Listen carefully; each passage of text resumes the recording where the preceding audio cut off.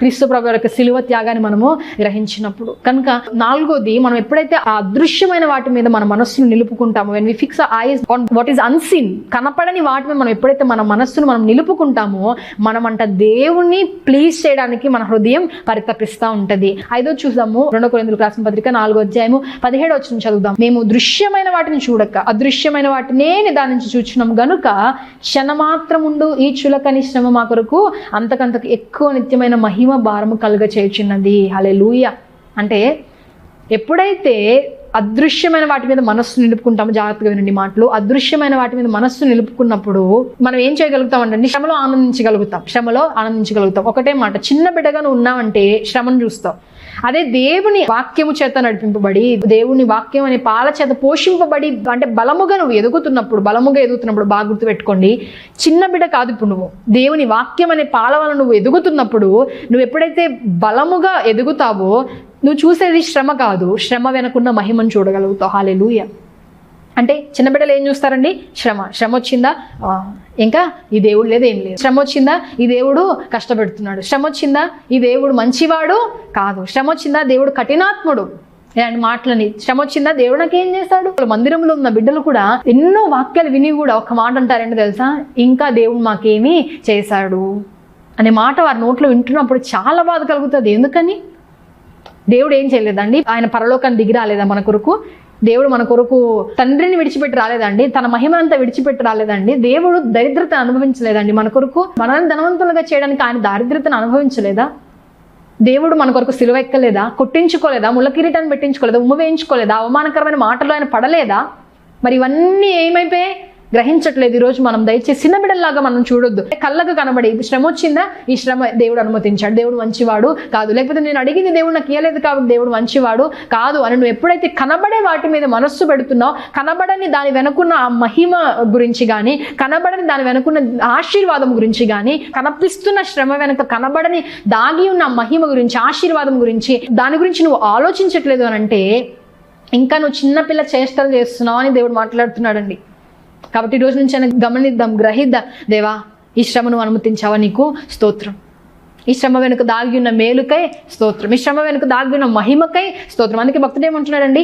శ్రమ మా కొరకు అంతకంతకు ఎక్కువ నిత్యమైన మహిమ భారము కలుగు చేస్తుంది. శ్రమ దేవునికి దూరము చేయడానికి కాదండి. అందుకే నాకు చాలా ఇష్టమైన మాట ఏమని ఉంటుందంటే, దేవుడు అంటే ఇశ్రాయేలు ప్రజలు నడిపించేటప్పుడు అంట వారిని ఒక ప్రదేశం కూడా నడిపియాడు. ఎందుకని? ఒకవేళ అటు నడిపిస్తే ఎక్కడ యుద్ధాన్ని చూసి నాకు దూరం అయిపోతారో. అదండి దేవుని మనసు. ఎందుకు చెప్తున్నా అంటే, నా జీవితంలో కూడా దేవుడు అనుమతించిన పరిస్థితులకి ఆయన ఏదో కష్టపడుతున్నాడు, నాకు ఇష్టం ఏం చేస్తున్నాడు అని నేను దూరం అయిపోయాను. కానీ ఇప్పుడు వెనక్కి తిరిగి చూస్తే దాని వెనక దేవునికి ఎంతో గొప్ప ఉద్దేశం దాగి ఉంది కదా. అరే, ఇంత ఫూలిష్ నేను, ఎంత మూర్ఖురాలు నేను అనుకుంటాను. అందుకే చెప్తున్నాను, శ్రమ వెనక దాగి ఉన్న మేలును చూడగలిగితే దేవుని విషయంలో సంతోషిస్తాడు. దేవుని విషయంలో సంతోషిస్తాడు, పారిపోదు.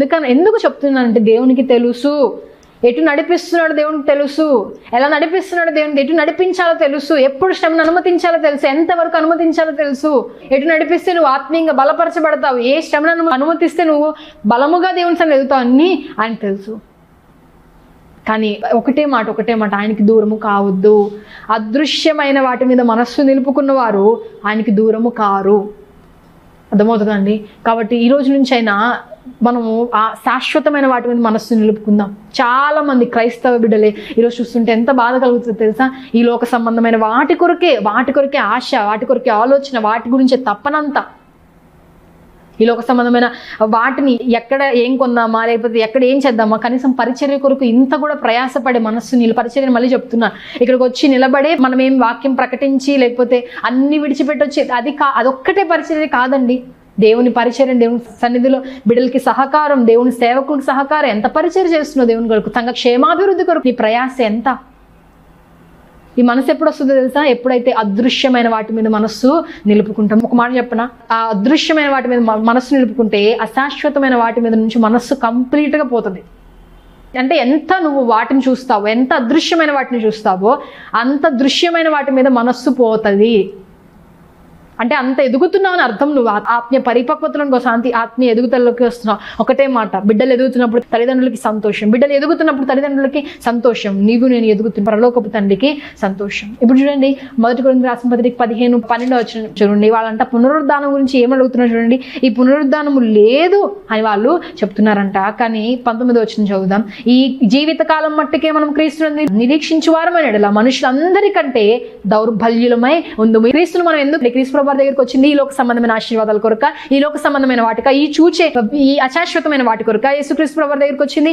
అశాశ్వతమైనవి దేవుడి నుంచి దొరకకపోతే ఆయన నుంచి దూరం అయిపోవడానికి యేసుక్రీస్తు ప్రభు దగ్గరికి వచ్చింది. అది కాదండి, అంతకంటే ఉన్నతమైన దేవుడు ఇవ్వడానికి నిన్ను నన్ను పిలుచుకున్నాడు. ఆ ఉన్నతమైనది ఏంటో తెలుసా? ఆ పరలోకాన్ని, ఆ పర సంబంధమైన ఆశీర్వాదాలని, కనబడని అదృశ్యమైన నిత్యము నిలిచే ఆశీర్వాదాన్ని దేవుడు మనకి ఇవ్వాలని ఆశపడ్డాడు కనుక మనల్ని పిలుచుకున్నాడు. అంత ప్రేమను అర్థం చేసుకుంటే ఆయన నుంచి దూరము పోలేము, ఆయన నుంచి దూరము పోలేము. సో మొదటిది ఏంటంటే చిన్న బిడ్డలు ఏం చేస్తారు, వారి గురించి మాత్రం వారు ఆలోచిస్తారు. రెండోది ఏం చేస్తారంట, పిల్లలు ఏ కనబడుతుందో వాటి గురించే ఆలోచిస్తారు, కనబడే వాటి గురించి మాత్రమే వారు ఆలోచిస్తారు. మూడోది, చిన్న బిడ్డలు వారి యొక్క ఆలోచన ఎట్లా ఉంటుంది అని అంటే చూడండి, ఇమ్మీడియట్ గ్రాటిఫికేషన్. అంటే వాడు అడిగింది వెంటనే ఇవ్వాలి, ఇవ్వకపోతే వారు తెలుసు కదండి చిన్న పిల్లలు ఏం చేస్తారు, ఈ అడిగింది ఇవ్వకపోతే కింద పడి దొరుకుతారు, ఇంకొంచెం అగ్రెసివ్ బిహేవియర్ పిల్లల్లో ఉంటే వచ్చి కొడతారు. ఇంకా మనకు తెలుసుకుని చిన్న పిల్లలు ఎట్లా బిహేవ్ చేస్తారు చూడండి. అంటే చిన్న బిడ్డల యొక్క మనస్తత్వం ఎట్లా ఉంటుందంటే అడిగింది వెంటనే ఇచ్చేసేయాలి. చూడండి, ఇమీడియట్ గ్రాటిఫికేషన్ అంటే ఏంటంటే ఇట్స్ లెస్ రివార్డింగ్. దానిలో మనకి ఏం గొప్ప ఆశీర్వాదం దాగి ఉండదు. రెండోది, దానికి ఇమీడియట్ ఎఫెక్ట్ ఉంటుంది, వెంటనే వస్తుంది, వెంటనే సంతోషం అయిపోయింది, అక్కడితో అయిపోయింది, అంతకు మించి పెద్ద ఏమీ ఉండదు. అంటే కోరింది అప్పటికప్పుడే కావాలి అనుకునే దానిలో పెద్ద బెనిఫిట్ ఏమీ ఉండదు, ఆశీర్వాదము లేకపోతే ప్రయోజనకరంగా ఏమీ అది ఉండదు. కానీ చిన్న బిడ్డలు ఏం చేస్తారు, అడిగాను ఇచ్చేసి ఇప్పటికిప్పుడే కావాలి. అందుకే మనం అలా ఉండకూడదని ప్రభువు మనతో ప్రేమించి మాట్లాడుతున్నారు. ఏమనంటే ప్రసంగి గ్రంథము 2వ అధ్యాయము 10వ వచనం, నా కన్నులు ఆశించిన వాటిలో దేనిని అవి చూడకుండా నేను అభ్యంతరము చేయలేదు, మరియు నా హృదయము నా పనులన్నిటిని బట్టి సంతోషింపగా సంతోషకరమైనది ఏది అనుభవింపకుండా నా హృదయం నేను నిర్బంధింప. అంటే నా కన్నులు ఏం చూస్తే అది నేను తీసుకున్నాను, నా హృదయం ఏం కోరుకుంటే దానిని నేను ఇచ్చేసాను. కానీ నెక్స్ట్ వచనంలో ఏమంటాడు, ఇవంతా నిదానించి నేను చూస్తే అదంతా వ్యర్థము. ఏమంటాడంటే నిదానించి చూస్తే అదంతా వ్యర్థము. శరీరం కోరుకుంటుంది, శరీర ఆశలు ఉన్నాయి, కానీ శరీర ఆశలు నెరవేర్చడానికి మనం శరీర సంబంధమైన వ్యక్తులము కాము. ఈ దేహము దేవుని చేత మీకు అనుగ్రహింపబడి. అందుకే 1 కొరింథీయులకు రాసిన పత్రిక 6వ అధ్యాయము 12వ వచనం చదువుతాను చూడండి. అన్నిటి యందు నాకు స్వాతంత్రము కలదు కానీ అన్నీ చేయదగినవి కావు. అన్నిటి యందు నాకు స్వాతంత్రము కలదు కానీ నేను దేని చేత లోపరచబడనొల్లను. ఈ లోకంలో అందరి నోట్లో వినేది ఏంటంటే, ఎవరు నువ్వు చెప్పడానికి, నాకు నా ఇష్టం, నేను ఏదైనా చేస్తాను. అవును, నీ ఇష్టం, నువ్వు ఏదైనా చేయి. కానీ ఒక రోజు రాబోతుంది, నువ్వు చేసే ప్రతి దానికి నువ్వేం చేయాలి, లెక్క అప్పచెప్పవలసిన రోజు ఒకటి ఉంది, లెక్క అప్పచెప్పవలసి ఉంది. కానీ నువ్వు చేసే ప్రతిదీ ప్రయోజనకరమైనది కాదు. చిన్నపిల్లవాడువా అంటే నువ్వు ఇంకా అడిగిందల్లా కోడిందల్లా నీ దేహం అడిగింది ఇస్తున్నావు అని అంటే దేవుని యొక్క సంతోషం గురించి కానీ అసలు వాక్యం ఏం చెప్తుందో ఆలోచించట్లేదు. దేహం అడిగింది ఇస్తున్నావు, దేహం కావాలని చూస్తున్నావు అంటే నువ్వు ఇంకా చిన్న పిల్లవాడు అని దేవుని లేఖనం సెలవిస్తుందండి. ఇప్పుడు చూడండి 6వ అధ్యాయము 20వ వచనం చదువుతున్నాను చూడండి. మీరు విలువ పెట్టి కొనబడిన వారు కనుక మీ దేహంతో దేవుణ్ణి మహిమపరచండి, మీ దేహంతో దేవుణ్ణి గణపరచండి. అమ్నోన్ అనే ఒక వ్యక్తిని చూస్తాం కదండి. అమ్నోను శరీరం ఏం కోరిందో అది వెంటనే ఎట్లయినా కావాల్సిందే కోరుకున్నాడు, శరీరం కావాల్సింది చేశాడు. అల్టిమేట్ రిజల్ట్ ఏమొచ్చింది, మరణము. షెకెము దీనాన్ని చూశాడు, కోరాడు, అల్టిమేట్ రిజల్ట్ ఏమొచ్చింది, మరణము. కానీ ప్రసంగి గ్రంథంలో అద్భుతమైన మాట ఏమని, నీ దేహాన్ని చెరిపేదాన్ని దూరంగా ఉంచుకో. నీ శరీరం త్రాగుడికి బానిస, త్రాగుడు లేకపోతే కొంతమంది పాన్, చర్చ్ కూడా అలానే వస్తారు. అంటే నేను చర్చ్ వచ్చే వాళ్ళ గురించి మాట్లాడుతాను. మందిరానికి వెళ్తారు, ఇదే మందిరానికి వెళ్తారు. నీ దేహాన్ని అఫ్ కోర్స్ నువ్వు ఎడిక్ట్ అయ్యి ఉండొచ్చు, కానీ నీ దేహం కోరేది నువ్వు ఇంకా ఇస్తూనే ఉంటున్నావు అంటే ఇంకా దేవుడు మందిరానికి వస్తూ కూడా అది నువ్వు విడిచిపెట్టట్లేదు, శరీర ఆశలను విడిచిపెట్టలేదు. శరీరం ఏం కోరుకుంటే అది చూస్తున్నావు, ఏం కావాలంటే అది మాట్లాడుతున్నావు అంటే నువ్వు ఇంకా చిన్న బిడ్డల చిన్నవాని చేష్టలు నువ్వు చేస్తున్నావు, చిన్నవాని చేష్టలు చేస్తున్నావు. మరి ఒక్కసారి జ్ఞాపకం చేస్తే జీవితం చాలా విలువైనది, ఇది ఒక్కసారే వస్తుంది. నీకు తెలియదు, నీ ఆత్మకు అంటుతున్న మలినము నువ్వు చూడట్లే, కానీ ఎవరు చూస్తున్నారు, దేవుడు చూస్తున్నాడు. జీవితం ఒక్కసారి ఇవ్వబడింది, ఇది చాలా విలువైనది. ఎవరిని గణపరుస్తావు, నీ చేతిలో డెసిషన్ నీ చేతిలోనే ఉంది, ఎవరిని గణపరుస్తావు. చూడండి, మనుషులంగా అందరికీ ఆశలు పని చేస్తూ ఉంటాయి, కానీ ఆత్మ చేత మనం ఏం చేయాలంటే శరీర క్రియలను మనము చంపాలి. దేవుని యొక్క చిత్తం కొరకు మనం ప్రయాసపడుతున్నప్పుడు శరీర క్రియలను చంపడానికి శక్తి దేవుడు మనకి అనుగ్రహిస్తాడండి. శరీరం ఏం కోరుకుంటే అది మనం ఇవ్వడానికి లేదు. స్వతంత్రం ఉంది, చేయడానికి స్వతంత్రం ఉంది, కానీ అన్ని ప్రయోజనకరమైనవి కావు. చిన్న బిడ్డలు ఏమడితే అది ఇచ్చేస్తామండి. ఏమైనా కొంచెం మారం చేస్తే 2 కొడతామా లేదా? మరి అలానే దేహాన్ని కూడా మనం ఏం చేయాలంటే అలానే. ఇప్పుడు పౌలు భక్తుడు కూడా అంటాడు, ఎలా నా దేహాన్ని నేను లోపరుచుకుంటానంటే రక్తము కారణంగా పోరాడతాను. దేహాన్ని అంట నీతికి మనం అప్పగించుకోవాలని. చూడండి రోమపత్రికలు చాలా స్పష్టంగా 8వ అధ్యాయంలో అంత చక్కగా రాయబడింది, చదువుకోండి మీరు. మనం అంటే ఏం చేయాలి, మనం దేనికి అప్పగించుకోవాలి, దేవునికి నీతికి సాధనాలకు మనం ఏం చేయాలంటే అప్పగించుకోవాలి. శరీరము చేత ఆత్మ సంబంధమైన మనస్సు చేత శరీర సంబంధమైన మనసుని శరీర క్రియలను మనం ఏం చేయాలంట, జయించాలంట. రెండోది, కొన్నిసార్లు దేవుడు అడిగిన వెంటనే మనకి ఇవ్వడు, అవునా కదా? కోరింది వెంటనే దేవుడు మనకి ఇవ్వడు. దేవుడు కోరింది ఇవ్వలేదు కాబట్టి దేవునికి నేనంటే ప్రేమ లేదు. ఆలస్యం చేస్తున్నాడు కాబట్టి దేవునికి నేనంటే ప్రేమ లేదు. ఇమ్మీడియట్ గ్రాటిఫికేషన్ కాదు మనకు అక్కడ పని చేయాల్సింది. ఏం చేయాలి, మనం పిల్లవాని చేష్టలు మానివేసినప్పుడు ఇంత ఆలస్యం దేవుడు చేస్తున్నాడంటే దాని వెనక దేవునికి ఏదో ఉద్దేశం ఉంది, దేవునికి ఏదో కారణం ఉంది. ఇంత ఆలస్యం చేస్తున్నాడంటే దేవుడు ఏం దేవుడు ఏంటో ఆ మాటలు కాదండి మనం రావాల్సింది. దయచేసి అలాంటి మాటలు మాట్లాడి హృదయాన్ని గాయపరచుకండి. నీ కొరకు ఆయన ఏమంటుంటే జాలి చూపవాలని, దయ చూపవాలని, నీ కొరకు మేలు చేయాలని ఆయన ఆలస్యము చేస్తుండే. ఎంత ఆలస్యం అయితే అంత గొప్ప ఆశీర్వాదం దాగి ఉంది, ఎంత ఆలస్యం అయితే అంత గొప్ప మేలు దేవుడు దాచి ఉంచాడు. చూడండి, కనుక దేవుడు ఆలస్యం చేస్తున్నాడు అని అంటే మన జీవితంలో ఏముందని చెప్తున్నానండి, అంటే ఉన్నతమైన గొప్ప ఆశీర్వాదం అందులో దాగి ఉందని చెప్తాను. అంటే ఇదేదో నోటి మాటతో నేను చెప్పట్లేదు, కానీ ఎక్స్పీరియన్స్ అని చెప్తున్నాను. నిన్ను చూడాలని ఆశ సాంగ్ రాసిన సాంగ్స్ లో ఫస్ట్ మేము రిలీజ్ చేసిన సాంగ్. సో ఆ సాంగ్ స్టార్ట్ చేసినప్పుడు, ఆ సాంగ్ మేము అక్టోబర్ 2022 అక్టోబర్లో స్టార్ట్ చేసాము. అది స్టార్ట్ చేసిన అప్పటి నుంచి డిలే అవుతానండి, లేట్ అవుతుంటే మనకి ఏంటి, చిన్నపిల్లల మనస్తత్వం ఎట్లా ఉంటుంది, వెంటనే కావాలి, వెంటనే అయిపోవాలి. మేము వెళ్ళినప్పుడు అన్నతో అన్నాను, ఎప్పటికి కావాలనుకుంటున్నారు అని అంటే, మేము అక్టోబర్ ఎండింగ్ 22 or 24 ఆ డేట్స్లో వెళ్ళాము. వెళ్తే నేను అన్నాను, నవంబర్ 7 కల్లా నాకు సాంగ్ కావాలి, ఎందుకంటే ఇట్స్ మై బర్త్డే, నవంబర్ 7 కావాలి అని నేను అడిగాను. అడిగితే అన్నయ్య అన్నారు, కొంచెం కష్టమే కానీ ట్రై చేద్దామంటే, నేను అన్న దేవుని చిత్తం అయితే అవుతుంది అన్నయ్య అని చెప్పేసి అన్నాను. సరే, నవంబర్ 7 ఏం అవ్వలేదు, అసలు ఏమీ స్టార్ట్ కూడా అవ్వలేదు. సరేలే అవుతుంది, నేను ఇంకా వెయిట్ చేస్తున్నాను. నేను అనుకున్నాను, దేవా పోనీ నవంబర్ 7కి కాకపోయినా December 25కైనా ప్లీజ్, పోనీ ఆ రోజు జరగకపోయినా ఈ రోజుకైనా నేను ఇంకా హ్యాపీగా ఫీల్ అవుతాను ప్రవ్వా, 25కైనా చేయి ప్రవ్వా అని చెప్పేసి అనుకుంటున్నాను. అప్పటి కూడా ఏమీ లేదు, ఆలస్యం అవుతుంది. అప్పటికి నేను ఎప్పుడు, that is my first waiting period అంటే నా జీవితంలో ఫస్ట్ వెయిటింగ్ పీరియడ్ అనమాట. ఎలా ఉంటామో చెప్తున్నా. తర్వాత 2023కి వచ్చేసాము. జనవరి స్టార్టింగ్లో కూడా పెద్ద ఏమీ జవాబు లేదు. అప్పుడు నేను అనుకున్నాను, సర్లే ఇది అయినప్పుడు అయిద్ది అనుకుంటాను. అంటే అప్పుడు మరలా వెంటనే దేవుడు మాట్లాడారు అనమాట. ఏమని, నేను నీ కోసం ఉద్దేశించినవి అవి మేలుకరమైనవి కానీ కీడు కోసము కాదు. మనం అనుకుంటాం దేవుడు ఆలస్యం చేస్తున్నాడు, దేవుడు ఏం చేయట్లేదు మన జీవితంలో, కానీ దేవుడు ఆలస్యం చేస్తున్నాడు అంటే మేలు కొరకు, మన దయ చూపాలని ఆయన ఆలస్యము చేస్తున్నాడు. అంటే ఇప్పుడు అది అయిపోయిన తర్వాత ఆడియో రావడానికి చాలా మంచి టైం పట్టింది. ఆ తర్వాత మళ్ళీ వీడియో కూడా చాలా టైం పట్టింది. అప్పుడు ఎప్పుడు 2022 అక్టోబర్లో స్టార్ట్ చేస్తే 2023 మేలోకి అయిందనమాట. May 15 ఐ థింక్ అయినట్టుంది. అంటే ఇన్ని మంత్స్ నేను ఫస్ట్ ఆ వెయిటింగ్ పీరియడ్, ఆ జర్నీ అంతా స్టార్టింగ్లో ఇదంతా అవ్వాలి, వెంటనే అయిపోవాలి అని. కానీ ఆఖరికి వచ్చేసరికి దేవుని చిత్తం గ్రహించినప్పుడు ఓకే, ఇంకా ఎంత వెయిటింగ్ పీరియడ్ ఎలో చేసినా వెయిట్ చేస్తాను. అంటే దేవుడు ఎంత మనకి వెయిటింగ్ పీరియడ్ ఎలో చేస్తుంటే, ఇప్పుడు ఆ యొక్క పాట వెనక్కి తిరిగి నేను చూస్తే దేవుడు ఎందుకు ఆ పాట ఎన్నుకున్నాడు, దేవుడు చేసే అద్భుతమైన కార్యాలు అవన్నీ నేను వెనక్కి తిరిగి చూసినప్పుడు ఇప్పుడు నేను దేవుని గణపరుస్తాను, దేవుని మహిమపరుస్తాను.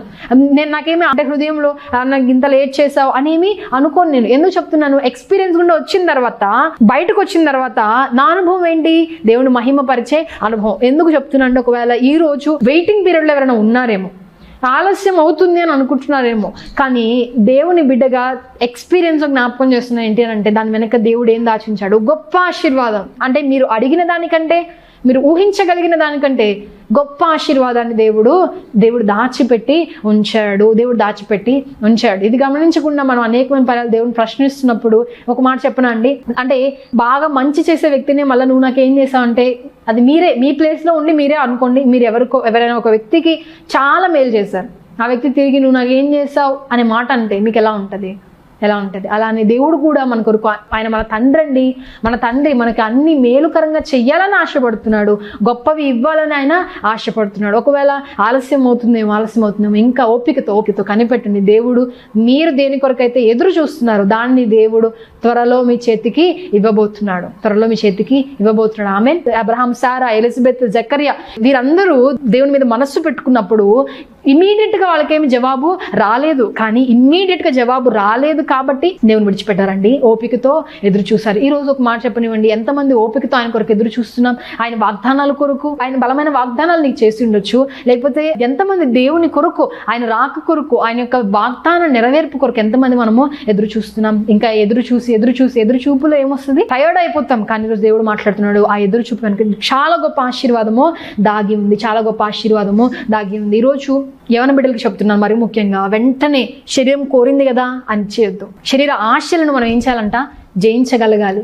శరీరం కోరింది ఈరోజు ఎలా అయిపోయారంటే, ఫస్ట్ డే కలుస్తారు, సెకండ్ డే మీట్ అవుతారు, థర్డ్ డే ఎవరి దారి వాళ్ళది. అది కాదు జీవితం అంటే, అది కాదు జీవితం అంటే. దేవుడు మాట్లాడుతున్నాడు, ఆలస్యం అవుతుందా, వెయిట్ చేయి. దేవుని కొరకు ఎదురు చూడు. దేవుడు గొప్ప ఆశీర్వాదాన్ని దాచి ఉంచాడు. దేవుడు ఇప్పుడు చూడండి, ఒక కర్డ్ రైస్ తినడానికి మనం ఎక్కువ టైం స్పెండ్ చేయాలా, లేకపోతే బిర్యానీ కొరకు ఎక్కువ టైం మనం వెయిట్ చేయాల్సి వస్తుందా అండి?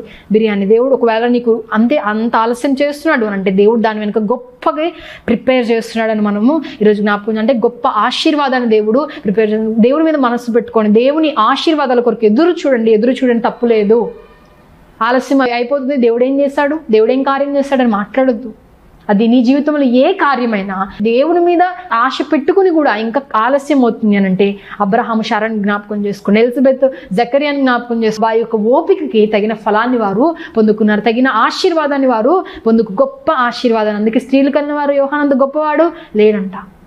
అంత గొప్ప ఆశీర్వాదాన్ని మనము చూడగలుగుతాం. ఎప్పుడంట, ఇమీడియట్ గ్రాటిఫికేషన్లో కాదు, నాకు వెంటనే కావాలి అని మనము అనుకోవడం కాదు. దేవుడు ఆలస్యం చేస్తుంటే దాని వెనుక గొప్ప ఆశీర్వాదం దాగిందని మనం గుర్తుపెట్టుకో. అలాగే దేహాన్ని కోరింది దానికి ఇవ్వడం కాదు.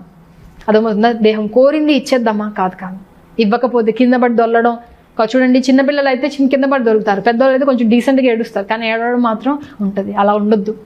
దేవుని మీద ఆశ పెట్టుకోండి, దేవుని మీద నమ్మికించుకోండి, దేవుడే కార్యము చేస్తాడు. మూడోదిగా ఇప్పుడు అదే మొదటి కొరింథీయులకు రాసిన పత్రిక 13వ అధ్యాయము 11వ వచనం ఏమని రాయబడింది, పిల్లవాని వల్లే. మూడోది ఏంటంట, ఫస్ట్ ఏంటిది, పిల్లవాని వల్లే మాట్లాడాను. రెండోది ఏంటిది, పిల్లవాని వల్లే తలంచాను. పిల్లవాని వల్లే తలంచడంలో 3 నేర్చుకున్నాం. ఏంటిది అది? ఒకటేమో వాళ్ళ దృష్టికోణం నుంచి చూడగలుగుతారు, వాళ్ళ గురించి ఆలోచించగలరు, ప్రక్కన వారి గురించి ఆలోచించే అంత కెపాసిటీ వారికి ఉండదు. రెండోది ఏమని నేర్చుకున్నాం, కనబడే వాటి మీద దృష్టి ఉంచుకుంటారు, కనబడే వాటి మీద దృష్టి అంతా ఉంటుంది. మూడోది ఏమని నేర్చుకున్నాం, ఇమీడియట్ గ్రాటిఫికేషన్, అంటే కోరిందల్లా కావాలి అనుకోవడం, లేకపోతే కోరింది ఇవ్వకపోతే మారం చేస్తారు, ఏడుస్తారు. ఇది 3వ లక్షణం. ఈ విధంగా వారి యొక్క థింకింగ్ ప్రాసెస్ అంతా ఉంటుంది కదా. ఇప్పుడు మూడోది మనం చూస్తాం ఏంటంటే, పిల్లవాని వల్ల యోచించి రీజన్ లైక్ అ చైల్డ్, అంటే చిన్నవాని వల్ల నేను యోచించాను. రీజనింగ్ అంటే ఏంటి అంటే, చూడండి, అవుట్కమ్ని ఆలోచించి కొంచెం లాజికల్గా, కొంచెం జ్ఞానయుక్తంగా, వివేకంగా డెసిషన్స్ తీసుకో, అడుగులు వేయడం. ఇప్పటికిప్పుడు అయిపోవాలి అనుకోవడం కాదు, అవుట్కమ్స్ని ఆలోచిస్తాం, లాజికల్గా ఆలోచిస్తాం.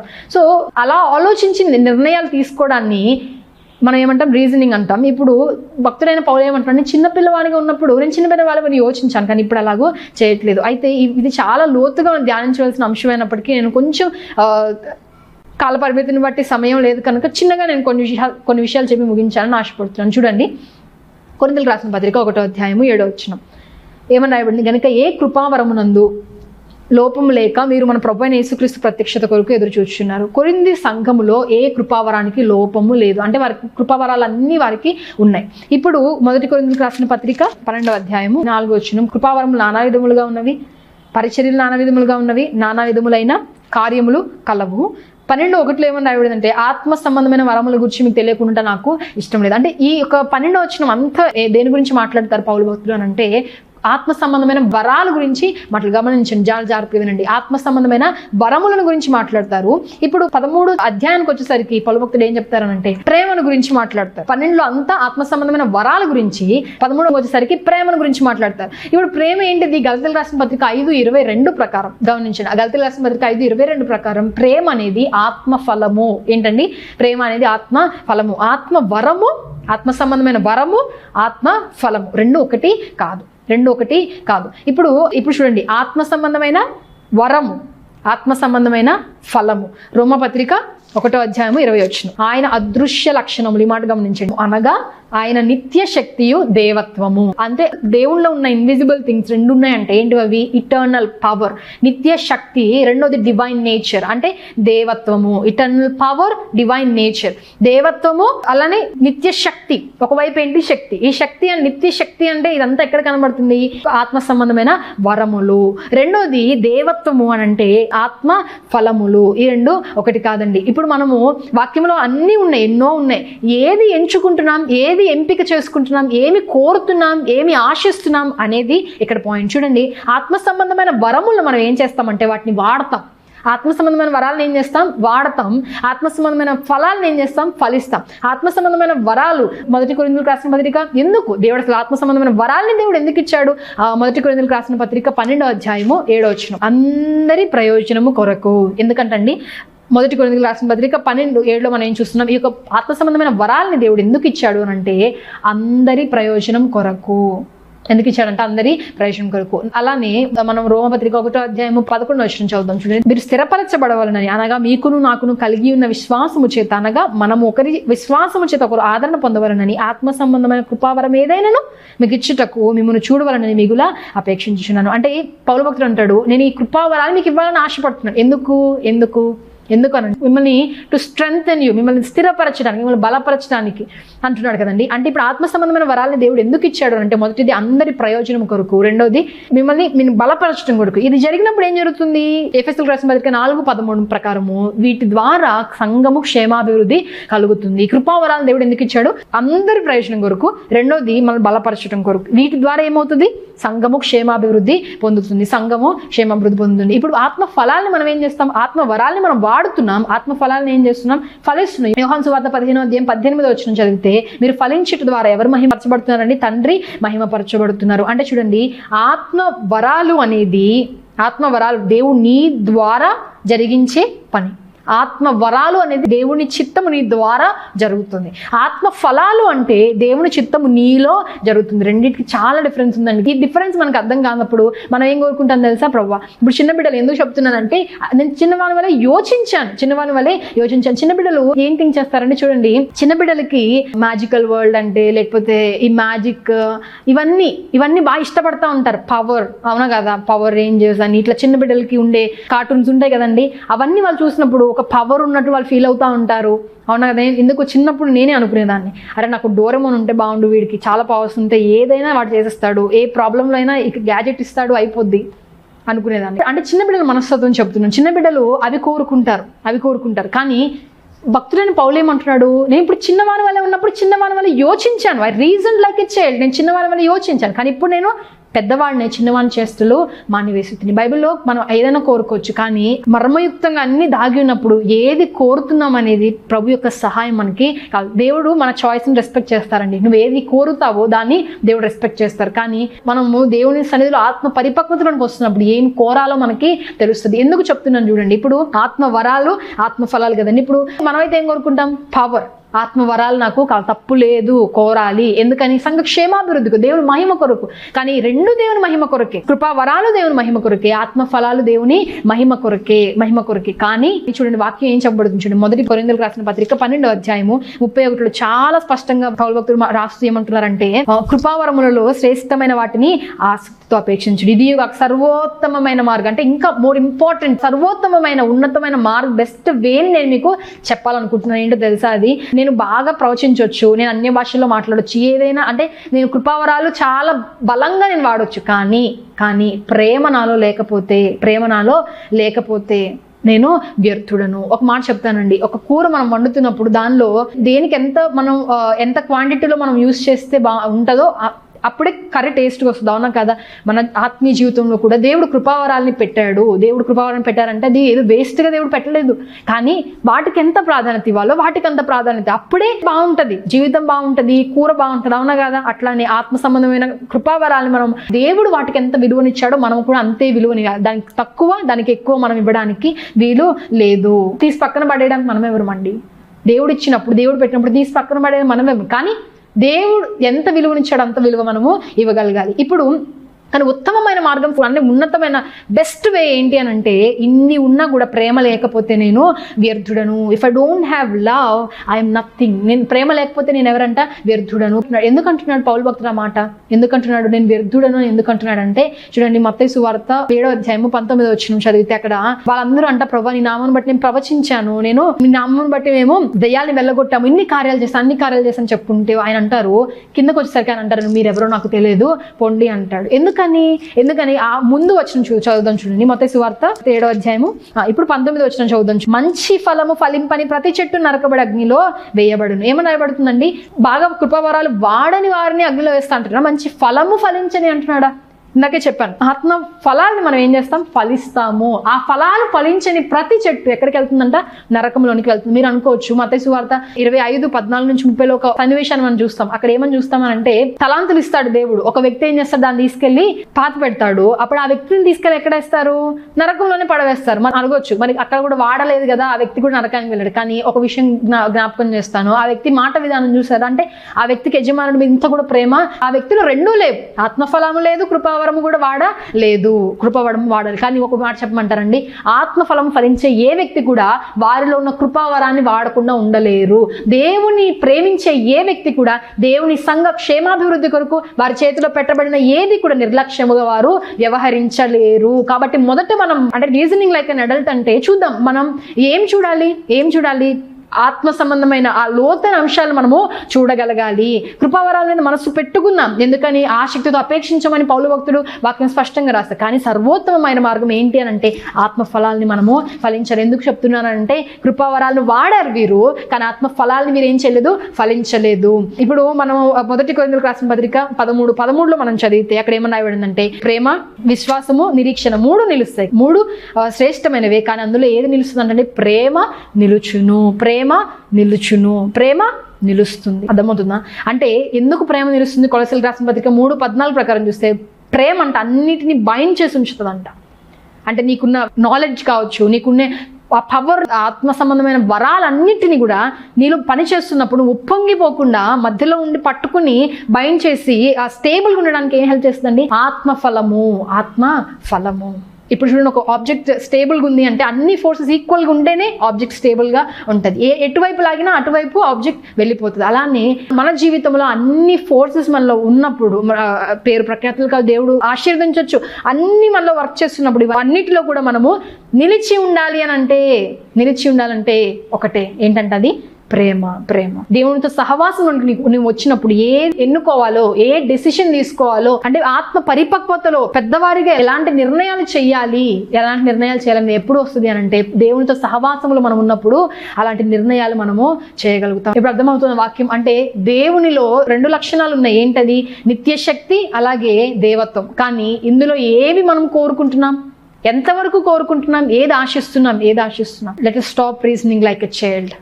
చిన్నవాడి వలె యోచించటం మానేద్దాం, చిన్నవాని వలె తలంచటము మానేద్దాము, చిన్నవాని వలె మాట్లాడటము మానేద్దాం. కానీ పౌలు భక్తుడు అంటున్నాడు, అవన్నీ నేను మానేసి ఇప్పుడు నేను ఏమంటున్నాను? పెద్దవాడినై పిల్లవాని చేష్టలు నేను మానివేశాను. ఇప్పుడు అర్థమైందండి? వాక్యం అర్థమైంది. అంటే చిన్నవాని వలె నేను మాట్లాడడం మానేశాను, చిన్నవాని వలె తలంచటం మానేశాను, చిన్నవాని వలె నేను యోచించటము మానేశాను. ఇప్పుడు ఎందుకు చెప్తున్నాను ఈ మాట అంటే, ఆఖరి ఒకటే మాట, ఇవన్నీ మానివేసి, అంటే ఆత్మ సంబంధమైన జీవితంలో ఇవన్నీ మానివేసి మనం ఎప్పుడైతే ఎదిగినప్పుడు దాని ద్వారా ఎవరు మహిమపరచబడుతున్నాడు? తండ్రి సంతోషిస్తున్నాడు. ఇది ఒక్కటి గుర్తుపెట్టుకోండి చాలు.